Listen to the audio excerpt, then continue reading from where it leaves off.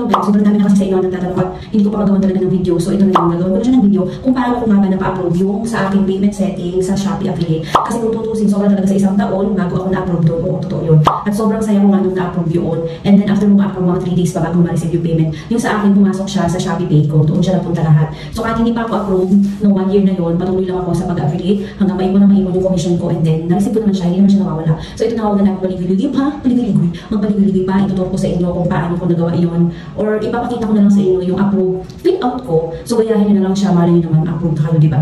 So sana makatulong to sa inyo para lahat tayo affiliate na, di ba? Sharing is caring. So yun, bago tayo patuloy sa video, isang like na naman dyan at mag-subscribe kayo para sa mga tutorial na pwede ko pang ituro next time. So let's go!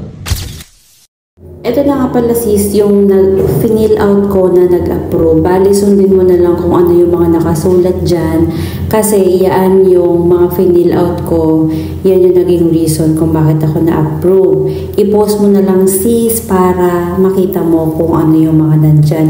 And bago ka pala gumawa ng ganito sis, kailangan meron ka munang C-Bank account. Kasi hindi ka makakagawa nito kapag wala kang C-Bank account.